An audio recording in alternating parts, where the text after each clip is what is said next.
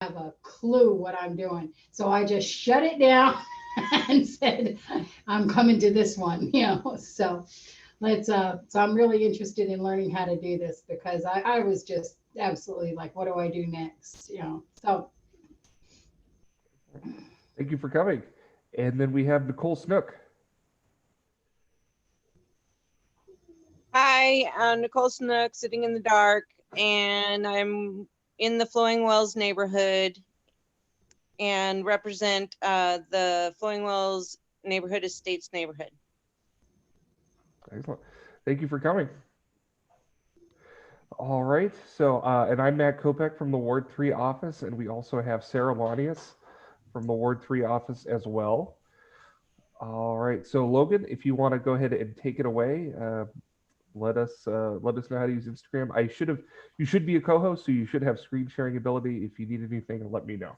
Yeah, for sure. First off, there are different levels of conversation that you can have about like Instagram or social media or anything like that. I did a quick presentation to my neighborhood about why it's important or how it fits into the ecosystem. Because essentially, like what we use it for is dependent on what we're trying to say, correct? So like with Adobe Acrobat, this is gonna be share. So, oh, sorry, my computer's trying to not let me share. Oh, there we go. Sorry.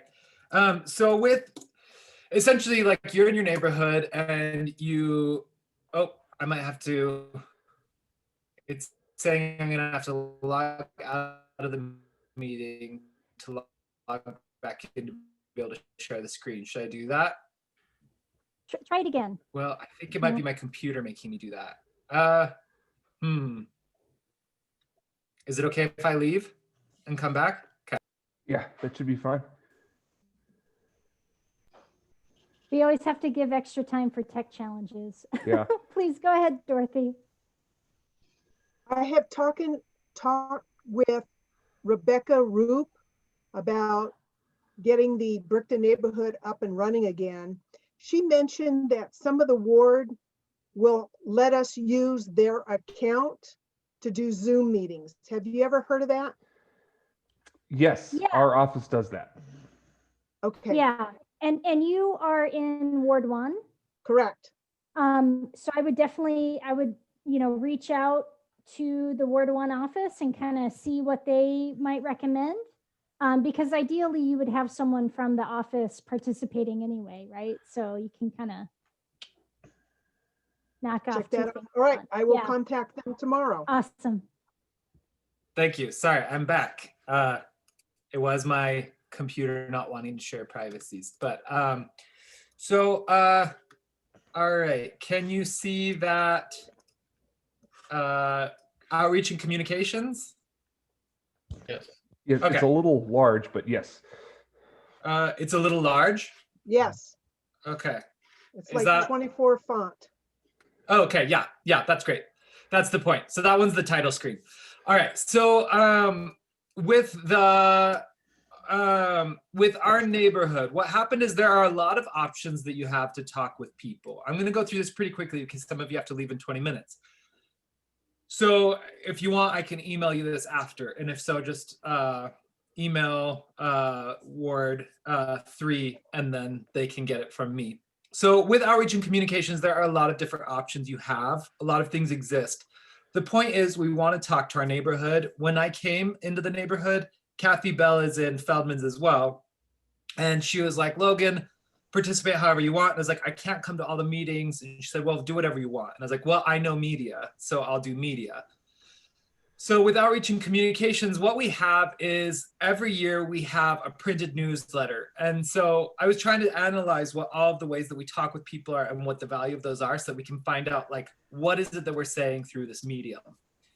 With the newsletter, you get a once in a year newsletter. It's provided by the city. The total charge for our neighborhood is about $585 and the city pays for that once a year. The best thing about it is it reaches every address in the neighborhood. And that's something we can't afford personally to do regularly. So the one newsletter a year, we're like, this newsletter needs to get everybody onto the platforms that are free. Was essentially what I was saying with that. Our website is a place where we can have all kinds of information. People can pay their dues. They can get different kinds of, we can have calendars there. We can put like a big bank of information. So there's that one. It's relatively free. It has like small hosting fees. Facebook is, everybody knows what Facebook is on some level, correct? So so with Facebook, Instagram and Facebook are owned by the same company. They essentially run the same way, but the formats are a little bit different. So the way you share the information is marginally different. And we currently are, at this moment, we had 272 followers. Facebook has a high engagement, it's free, and it easily connects to other platforms. You can send links to the Feldman's AZ website. And then Instagram. So Instagram has become our fastest free growing, like free platform to share information. It's a social media channel with the highest engagement of users in our neighborhood. We found that the most people were participating on this one. It's because of how simple and image-based it is. It's easier to do, really quick, like post a photo, post a story, do something like that, which we'll talk about what those things are later. And then Nextdoor is what it is. It's like anybody can kind of do a messaging board that's digital and online. And the listserv, which for us was essentially the same as Nextdoor, it's just we had a little more control over it. So this is what I was saying with our neighborhood. This is kind of the strategy that I had, is that our first level of engagement with the majority of neighborhoods is the Feldman's newsletter. It introduces the reader to the neighborhood, explains how we reach our goals in the past year, and directs our neighbors to the other channels. So we can have the newsletter say, go to feldmansaz.org, go to Instagram, go to Facebook, join our newsletter, whatever you want. But then Instagram is the thing that really does day-to-day free, easy communication that isn't like an email where if I get too many emails, I get angry. It's more like Instagram. I check in and I get to see information, and I go there because I want to see the information, and the information is timely and appropriate, and it has to do with what's going on right now.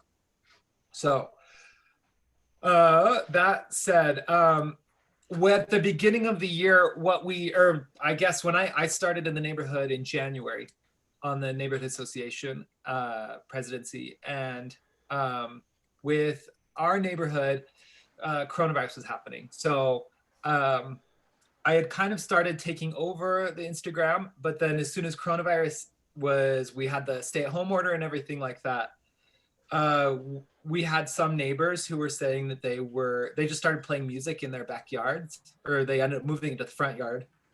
And so I went to them and I was like, hey, if we were to do like a neighborhood push, would you let the neighborhood come watch this? And they said yes. So this is where we really gained our first big following on Instagram. This is when I took it over.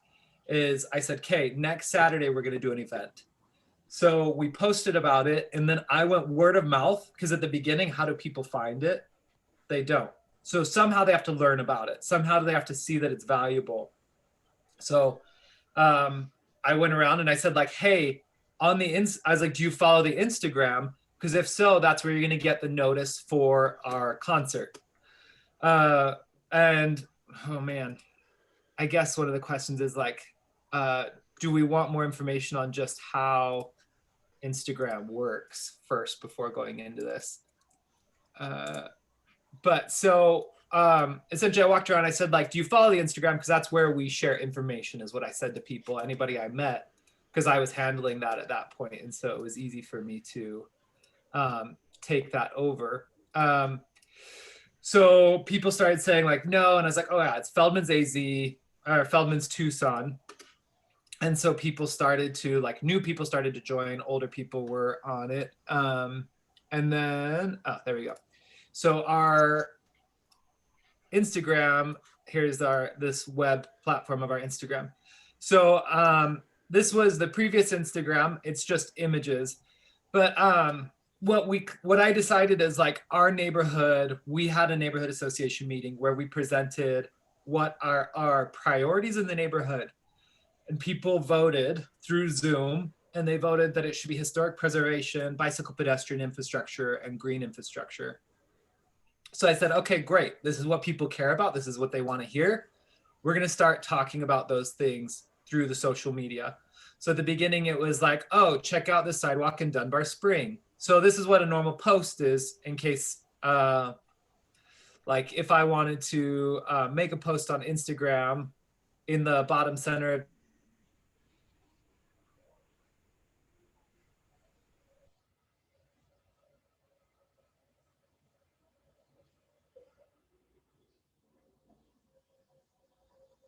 sidewalks in Tucson or planning like this, using only rainwater. The idea is like engage the neighborhood on one of the things that they care about.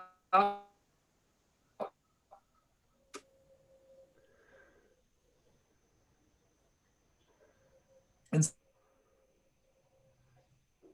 so we got like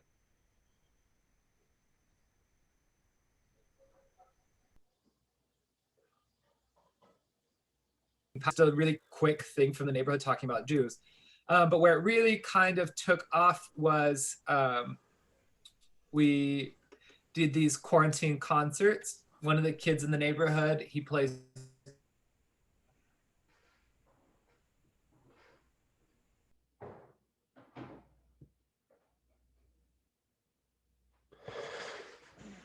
jazz. So I just took an image and then you can get someone in your neighborhood to make that for you. Just put text on it, just in big bold text so people can easily, it's image based. So you have to make images. But then in the comments, I said, we've worked with the city to close down 4th Avenue for a Quarantine Blues concert, gave the time and date and everything, and then told them like, hey, this is how you can live stream it through Facebook. This is, but so the point is, we started to do relevant, timely information about the things they cared about. Does anybody have anything specific that they want to know that's like more rudimentary than this? Is this too far? Logan, I got a question in the chat from Dorothy. Could you talk about how you started an Instagram profile? So anytime you want to start an Instagram profile, if I were to just go log out, sign up. So you just say sign up, mobile number, full name, username, password. As soon as you've done that, you sign up and you have an account. First thing I would do is just do that. Like put in either like, you could have the association, have it under the neighborhood association, have it president@feldmansaz.org, and then put in your full name, your username and password, and then email that to everybody that you want to have access to it. And then as soon as you sign up, you're given like, as soon as you sign in, then you're in it. It's kind of like Facebook, same thing. They're owned by the same company. You can log in with your Facebook and it'll create a new. Logan, this is Dorothy. I have a question. So is it very similar like Facebook? It can be done on a tower or the phone? You can do it on the computer, but you can only log in on a computer. You can only let me see. Logan Havens. Okay, there we go. From a computer, you can't post photos. You have to post photos from your phone. So you're gonna need to sign up for it on your phone's account. Feldman's. This is what it's going to look like from, oh, I can switch my account. Yeah. So you're using this mostly as pictorial. So it's how everybody talks now. And it's also, it's even moved beyond this to other things, but this is pictures and text. So with each of these pictures, this is the main page for Instagram. With each of these pictures, like this recent one, it's just a photograph. When you click on it, it has text here. It says, we planted around 100 native plants with around 25 of them native trees on the north and south side of Catalina Park. So it's almost exactly the same as Facebook, just the boxes and the text are in different places. And it is always has primarily been more.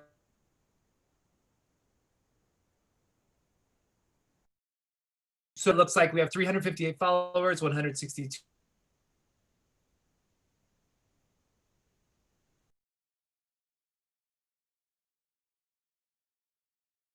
to my follow Tucson Clean and Beautiful. You can just type in different things and you can go, okay, Tucson Clean and Beautiful. So this is people posting about the location. So Tucson Clean and Beautiful. These are like tags that people use to like find images, but like it's I think just download the app, spend a little time wandering around in it, maybe search around, just like look and play around with it for a while. It's owned by Facebook and they made it as cross-compatible as possible with Facebook. But most everybody, the demographics of Instagram are going to be mostly people here. Mostly people, so generally what ends up happening with the demographic breakdowns, Facebook is people 50 plus, 45 plus is the largest base of demographic. Instagram is going to be like 20 to 40 is the largest base. Of course, there are outliers. And then once you get into Snapchat or TikTok, that's people younger. I have a So- question. Yes. What would be the difference between keeping in communication with this Instagram and with the Nextdoor blog? Message board I that am. anybody can I'm aware of post that, but- anytime. Two different separate entities? I mean, because we can communicate through Nextdoor. And if you're And this connecting seems- with everybody in your neighborhood in a way that's satisfying to you through Nextdoor, then don't bother with Instagram. Because this seems pictorial to me, even though there is text. So yeah, and I think that's often a miscommunication with it is that, so Nextdoor, anybody can post anytime. So you're going to get something like my cat's gone and everybody's going to get an email of that. Or you can say like, I just moved to the neighborhood, I'm looking for this or whatever. Anybody can post at any time. This is something where only I get to post. So I get to control what information is here. So generally for me, I don't go on Nextdoor because Nextdoor is pretty polluted with information. Got it. There's going to be a large group in your neighborhood who will not go on Nextdoor because it's so polluted with information. Because you get spam, you get ads, you get everything. So Okay. this ends up being pretty clean and concise. And I can say like, if you look at this feed, it's our neighborhood, our last neighborhood association meeting. It was talking about getting out to vote, talking about the Catalina tree planting, an announcement for the tree planting. This is reverse chronology. More preparation for that. Another Feldman's neighborhood meeting, information about our slow street. Like I get to control and make sure that we have only the most important, relevant, timely information possible here. Nextdoor, I have no control. Generally what we've seen in our Nextdoor is Kathy will post on that regularly because I refuse to have an account. And she's a saint of a woman who's willing to do that. So this And- takes a great deal of time for one person to keep this going. So if something were to happen to you, the Instagram dies. Or somebody else would take it. Okay, That's gotta go. true. thank you. Okay, you're welcome.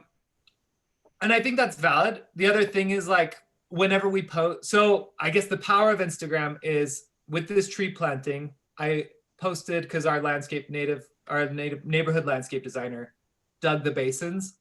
So I took a photo when she was there. I took a photo announcing that we were doing the tree planting, and then Feldman's got the majority of volunteers from any neighborhood to the planting.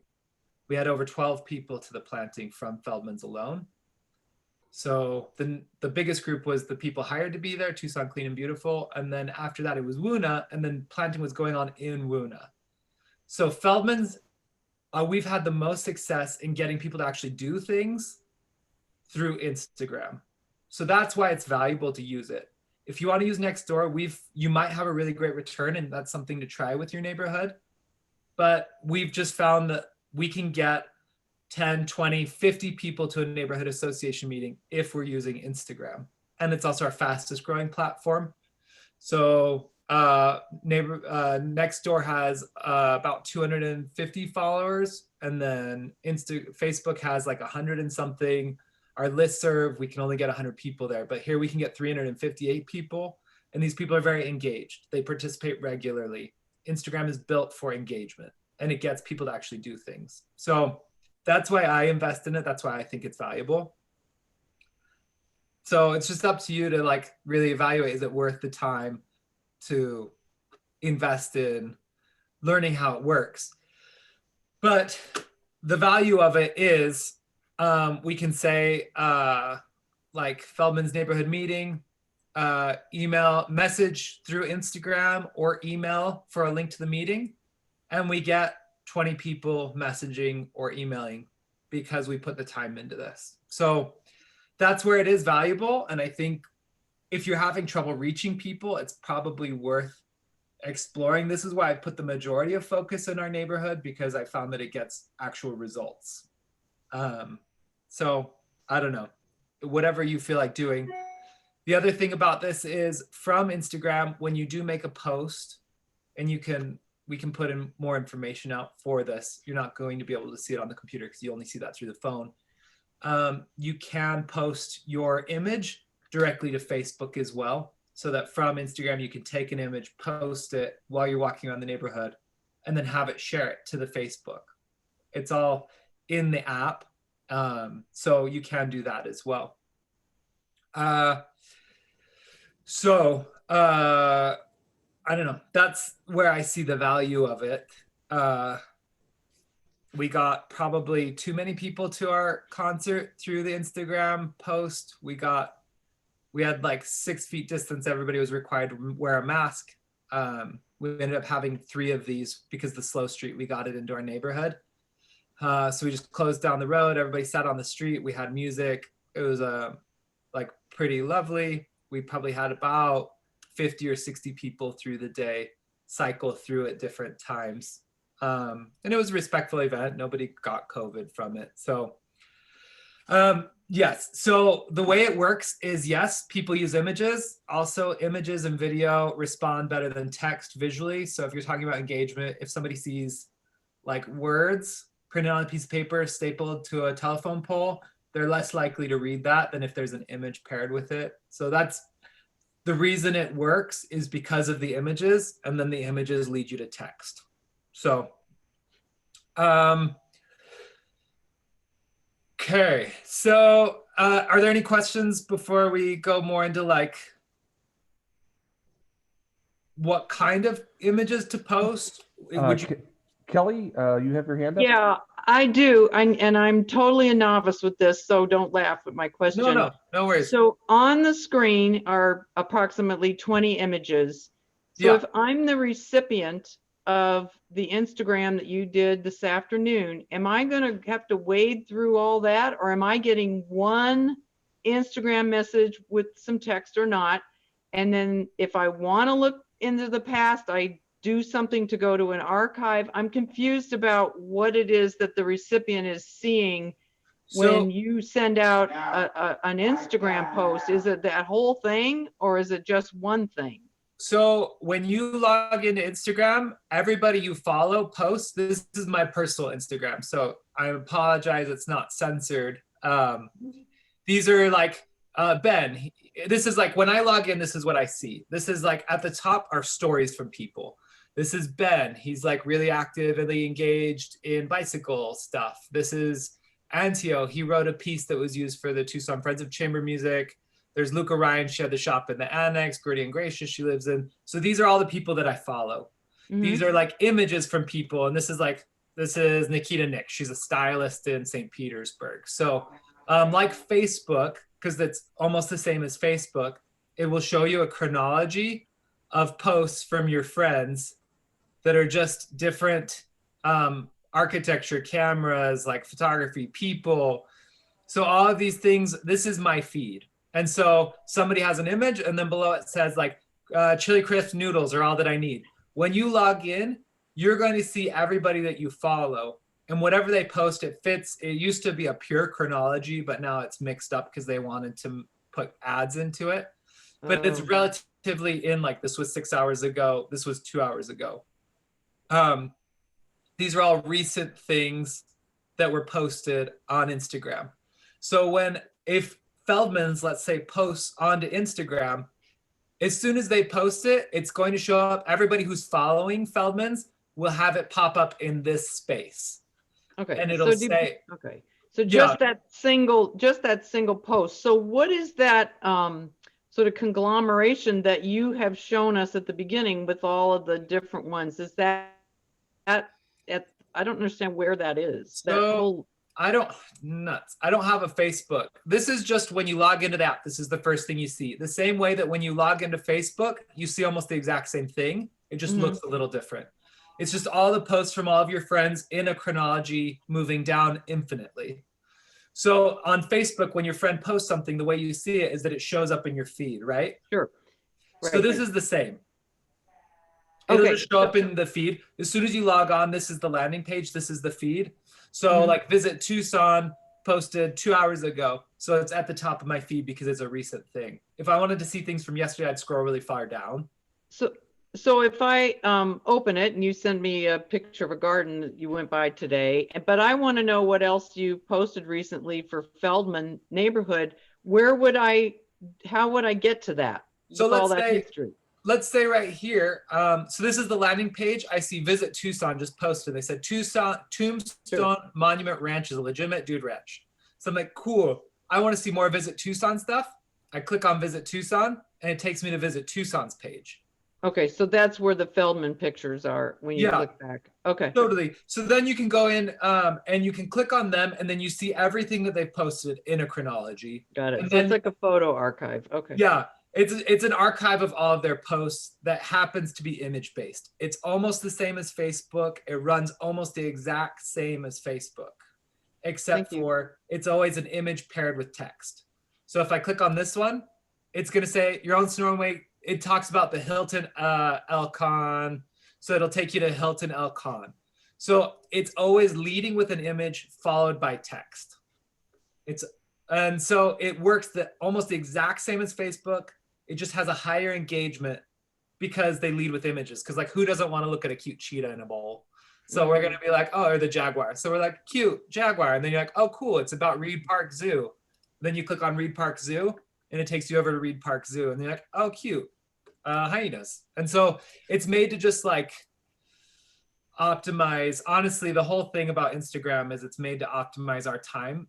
As humans, we're visual creatures, so they're just making it. The reason they spent billions of dollars on it and keep preventing antitrust is because we are attracted to images. So you're going to get your highest engagement by having images relevant. For example, if I was a neighborhood, take a photo of a place in the neighborhood that really, like, what makes you want to clean up trash? Maybe it's seeing an alleyway with some trash. And so you're like, well, how do we get people to come here? We post a photo of this and we say like, hey, we're going to do a 1 hour cleanup with some snacks this Saturday. So we have an image of the alley and people in the neighborhood are like, oh, I recognize that alley. Oh, I'm always annoyed by that trash. And then you're like, hey, come Saturday for a cleanup. And then people see the image, they recognize it, they click through, they get information, and then they show up. Thank you. So part of what works though is, so that leads to like, the challenge of Instagram is it's image based. So you need to take images. And like what kinds of images people resonate with is going to be important. With our neighborhood, you can go through Feldman's. In the past, it was being run by just a different person in the neighborhood. And it was like this mailbox or a Danny Martin art. These are like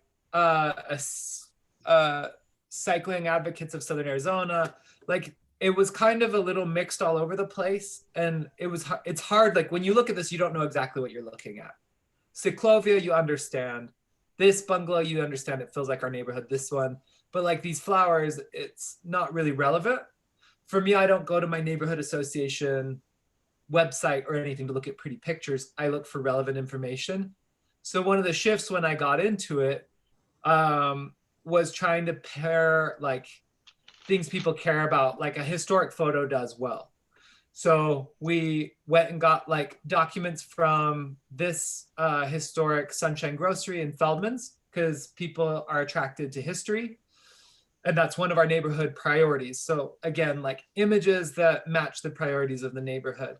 So then we just gave a little history, just something to keep people like positive, engaged, looking around their neighborhood at the history. And it's just originally Sunshine Grocery from the 30s, the images from the 30s. And it was, now it's owned by Buffalo Exchange. Like people really like learning the history or like intricacies of the neighborhood that way. And it's a really easy way to connect with your neighborhood. And a lot of our neighborhoods are very, very historic. So I think that's a really easy thing, that maybe you start just like collecting images that are like relevant to the history of your neighborhood. The other thing might be, we had a lot of people talk about green infrastructure. So I was like, cool, here's a rain tank that one of our landscape architects in our neighborhood has at her house. And so what I did here was, on the website, I was like, oh, I need images, I need stories, I need relevant information. I went and visited our landscape architect in our neighborhood who gets a lot of the city projects. And I was like, sent her an email. And I was like, I don't know, people want to know about green infrastructure. I don't know how much it costs to put in a rain tank. And that's something where if I knew, maybe I'd be able to do it. Like that's information for me that seems important. So I was like, how much does this cost? If I was doing like a tank directly below a rain gutter, what would that cost? And so, and like, how does the rebate work? So I sent her questions. She wrote like, this is past, like she identified everything that the city talks about in their rain collection rebates. We talked about what all the things are. And then we put together a hypothetical estimate for a curb cut. We put together a hypothetical estimate for a 1,500 gallon tank. And then all of a sudden I have 1, 2, 3, 4, 5 images plus a bunch of text. So I was like, okay, this is information that people want in our neighborhood. If they go to the website, they want to know how the rain rebates work. So I put it on the website. And then now I take the same image, I put it on the Instagram. And it says, in case you haven't visited the feldmansaz.org website to see our new stories section, we featured Desert Living, who explained the cost and process of rainwater collection. So it's something that people are like, oh, rain tank, I'm interested in a rain tank. And they click on it and it gives them direct, relevant information to the thing they care about. So like in Dunbar, it would be really easy to talk about like walk down to Brad Lancaster's and see the signage that talks about how you transform the sidewalk. Or if somebody is going in and putting in infrastructure on their own, and that's something your neighborhood cares about, then you go in, and we did the same. Like one of our neighbors dug his own basins and did a curb core. And so we just talked about like, oh, how much did that cost you? Like, what was the process like? So we took an image and then put that on the website as well. So we did a walk with the transportation during the slow streets. We did like an announcement, and then we did a walk with Ward 3 Paul Durham. They were like very kind, walked the street with us. And we said like, thank you, Paul Durham, for coming out to see the slow streets. Tonight we walked the road and we were able to give feedback and hear the future of our streets from Diana Alarcon. They all organized this. We just went, and normally these are meetings that people wouldn't see, but we were able to like share what that was like because we just had an image. And then we told them that we were going to talk about it at the next neighborhood association meeting. History again. I just took a historic photo of the Whitwell Sanitarium, which is in Feldman's. It's and then talked about the history, did a present day image of it. So quick little, like, again, it's image based. So I did an image because you want it to be attractive. And then I just put Feldman's neighborhood meeting so that it's like interesting and dynamic. They click on it and it gives them more information here about what we're going to talk about in the meeting. When you log into the app, not on the website, but right at the bottom, it'll just have a circle with a plus, and that's where you can create a post through an image. And every time you do it, you'll put plus out of your camera roll. You can pick one of the images you took recently. You click on that, click next, and then you can type in the text, and then you can click post, and then it'll send it out to the world.